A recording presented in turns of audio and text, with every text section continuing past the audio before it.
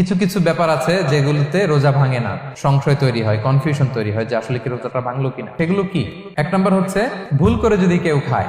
দুই নাম্বার হচ্ছে এটা বিবাহিতদের জন্য, বিবাহিতরা ফিজিক্যাল ইন্টারকোর্স যদি করে দেহ থেকে সিমেন আউট হলে রোজা ভেঙে যায়, কিন্তু স্বাভাবিক মেলামেশাতে রোজা ভাঙে না। তিন নাম্বার ওয়েট ড্রিম, বাংলায় বলে স্বপ্ন দোষ। ঘুমের মধ্যে এমন কিছু দেখলেন ফলে আপনার সিমেন আউট হলো, আপনার রোজা ভাঙবে না, শুধু আপনি ঘুম থেকে উঠে ফরজ গোসলটা করে নিলেই হবে। চার নাম্বার হচ্ছে ব্লাড টেস্ট, ব্লাড টেস্ট করলে রোজা ভাঙে না। পাঁচ নাম্বার হচ্ছে অনিচ্ছাকৃত বমি। ছয় নাম্বারে নোজ ব্লিডিং, নাক দিয়ে রক্ত ঝরলে মানুষের রোজা ভাঙে না, আনলেস যদি অনেক বেশি অ্যামাউন্টের হয়, আপনি ক্লান্ত হয়ে পড়েন, তখন তো আপনি রোজা ভাঙতে পারেন। সাত নাম্বার রোজা রেখে দাঁত ফেলতে পারবো কিনা, দাঁত ফেললে যে রক্ত বেরোয় এতে রোজা ভাঙে না। আট নাম্বারটা হচ্ছে ইনজেকশন, রোজা রেখে ইনজেকশন দেওয়া যাবে কিনা। কিছু কিছু ইনজেকশন দেওয়া যাবে, কিছু কিছু দেওয়া যাবে না। কোনগুলো দেওয়া যাবে না?